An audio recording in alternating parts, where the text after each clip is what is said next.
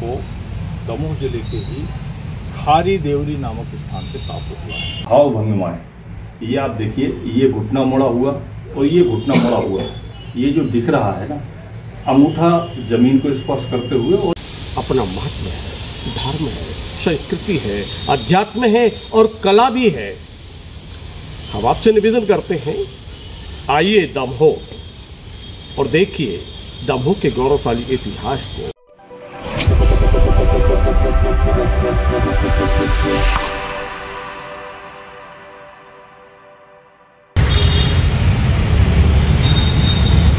नमस्कार दोस्तों, मैं हूं डॉक्टर एलन बाइक।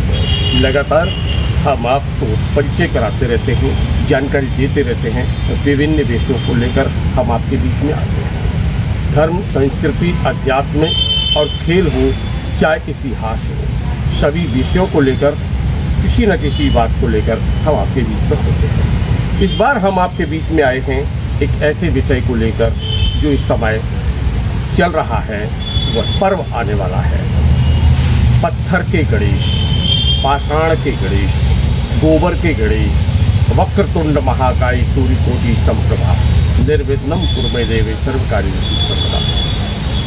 ऐसे ही विषय को लेकर हम आपके बीच में हैं। दमोह के पुरातत्व संग्रहालय में अति प्राचीन मूर्तियां हैं, लगभग 6वीं 7वीं शताब्दी की मूर्तियां यहाँ पर हैं और पाषाण की अद्भुत प्रतिमाएं हैं भगवान वक्रतुंड की। किस प्रकार की प्रतिमाएं हैं, क्या उन प्रतिमाओं का महत्व है, कितनी प्राचीन है, इसकी जानकारी हम आपको पहुंचाएंगे, देंगे और चर्चा करेंगे। यहाँ पर पुरातत्ववेत्ता है डॉक्टर सुरेंद्र चौरसिया। आइए चौरसिया जी, आपका बहुत बहुत स्वागत है आपके। ये जो आपके पुरातत्व संग्रहालय में बहुत सारी प्रतिमाएं हैं, उनमें भगवान वक्रतुंड की भी बहुत सारी प्रतिमाएं हैं। भगवान वक्रतुंड गणेश महाराज की इस प्रतिमा जो है, ये कहाँ से प्राप्त हुई और इसका क्या मतलब है, कहाँ लगी हुई थी, कहाँ से प्राप्त हुई है, क्या प्रथम पूज्य देवादिदेव गणेश को विभिन्न नामों से अभी किया जाता है। गणेश, गजानन, ऐसे विभिन्न विनायक, ऐसे विभिन्न नामों से जाना जाता है। रानी दमयंती पुरातत्व संग्रहालय दमोह में गणेश की विभिन्न आकृतियों की लगभग 8 प्रतिमाएं यहाँ मौजूद हैं, जो इस संग्रहालय के बाहरी और अंदरूनी हिस्से में पेडेस्टल पर प्रदर्शित की गई। गणेश के इन विभिन्न स्वरूपों का वर्णन करते हुए हम इस प्रतिमा के बारे में आपको बताना चाहेंगे।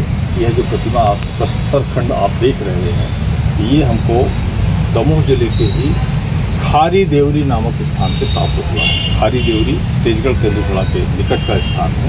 खारी देवरी से ये प्राप्त है और ये प्रतिमा लगभग 11वीं-12वीं शताब्दी की है।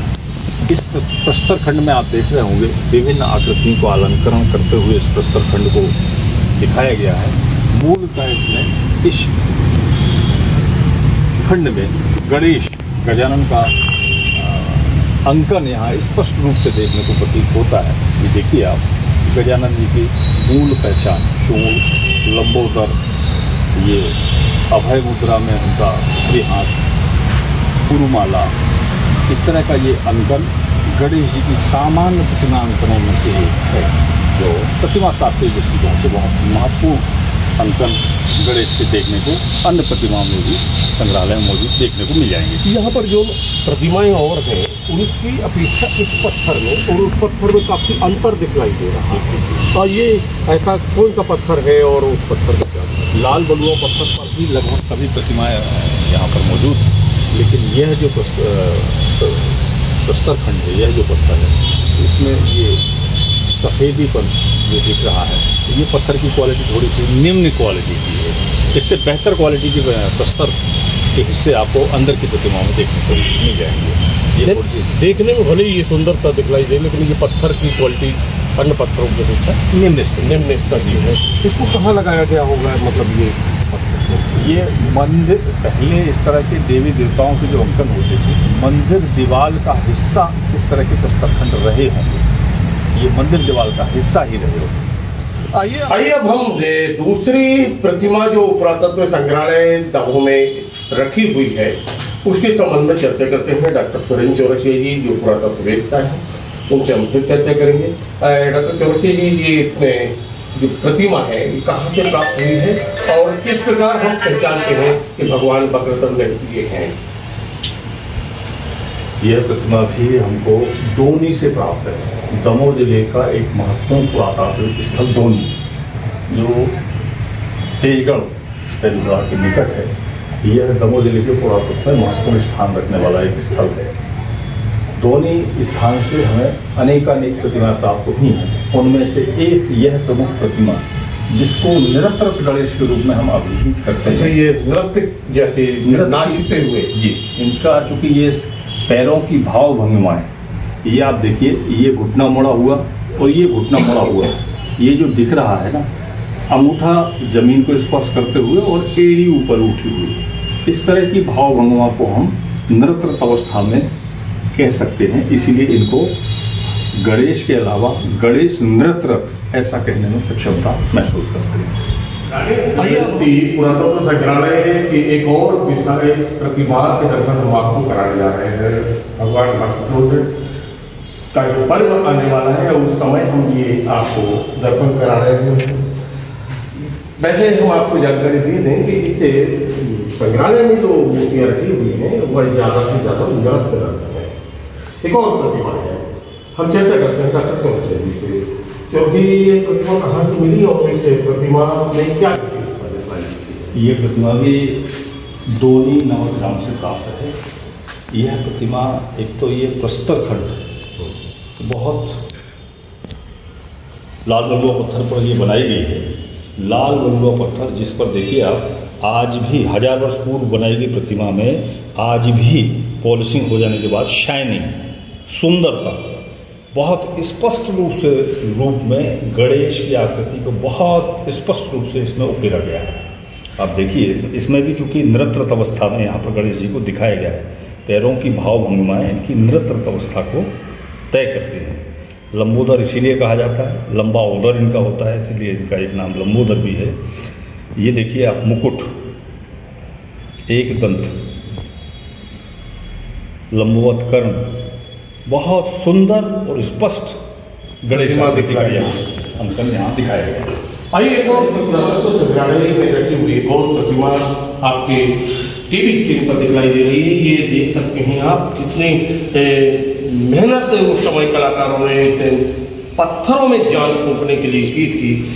डॉक्टर चौरसिया जी, ये प्रतिमा कहाँ से प्राप्त हुई है और क्या विशेषता इस प्रतिमा में दिखाई दे रही है?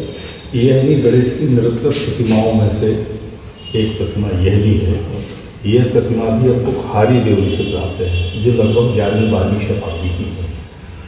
यह प्रस्तर खंड, इसमें देखिए आप, विभिन्न अलंकरणों का यहाँ प्रयोग किया गया है। उसके मध्य में यहाँ गणेश आकृति का भी अंकन किया गया है। क्योंकि वही बात जो नृत्य अवस्था में बताई मैंने पूर्व में, आगे का अंगूठा भू स्पर्श मुद्रा में जमीन को स्पर्श कर रहा है, एड़ी उठी हुई है, हाँ, घुटना मुड़ा हुआ है। इसी तरह की इस पैर की भी पैर भाव भंगिमाएं मुड़ी हुई होना ये तय कराता है कि ये नृत्य अवस्था में है। लंबोदर, सूंड, लंबवत कर्ण, यही अंकन अन्य प्रतिमाओं में जो मैंने पूर्व में आपको बताया है, यह भी हमको खाड़ी देवरी से प्राप्त है, हमारे संग्रहालय की बहुमूल्य कृतियों में से एक। रानी दमयंती पुरातत्व संग्रहालय की एक और मूर्ति भगवान गणेश की प्रथम पूज्य भगवान वक्रतुंड की इस मूर्ति की विशेषता क्या है, कहाँ से प्राप्त हुई है, आइए फिर चर्चा करते हैं डॉक्टर सुरेंद्र चौरसिया जी से। डॉक्टर चौरसिया जी, ये मूर्ति जो है कहाँ से प्राप्त हुई है और इस मूर्ति में कुछ विशेषता दिखलाई दे रही है? क्योंकि अन्य मूर्तियाँ तो नृत्य रहती हैं, इस मूर्ति में तो कुछ अलग भिन्नता है, क्या है? यह मूर्ति थी गणेश प्रतिमाओं की, जो हमारे संग्रहालय में प्रतिमाएँ हैं उनमें से थोड़ा सा ये हट के प्रतिमा है। मूलतः यह प्रतिमा भी हमको दोनी नामक स्थान से ही प्राप्त हुई है, जो लगभग 10वीं-11वीं शताब्दी की प्रतिमा है। अन्य जो प्रतिमा इसके पूर्व मैंने आपको बताई थी, वो गणेश प्रतिमाएँ नृत्यरत अवस्था में है। यह नृत्यरत अवस्था में नहीं है, यह आसनस्थ अवस्था में है। ये देखिए, दोनों घुटने ये इस तरह की आसनस्थ अवस्था में, विशेष प्रकार के हाँ, आसन पे आसनस्थ अवस्था में इनको यहाँ पर बैठे दिखाया गया है।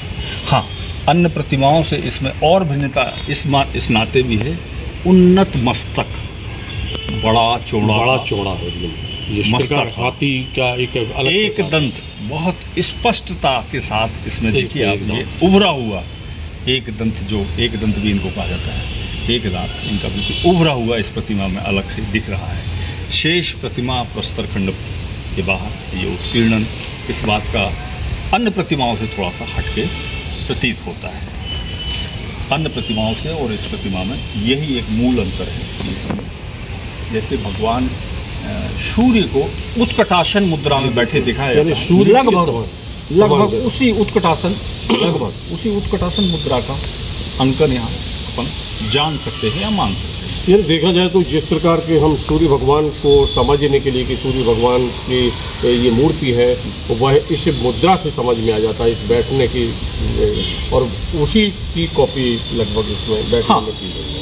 क्योंकि भगवान सूर्य ही इस तरह की मुद्रा में उत्कटासन, उकड़ू स्थानीय स्तर पर उकड़ू कहते हैं, उकड़ू बैठे, वैसे सूर्य भगवान बैठते हैं और लगभग उसी तरह की उत्कटासन मुद्रा का चित्रण यहाँ इस अंकन में गणेश के साथ दिखाया गया है, उन्नत मस्तक के साथ। तो मित्रों, हमने आपको भगवान वक्रतुंड के दर्शन कराए।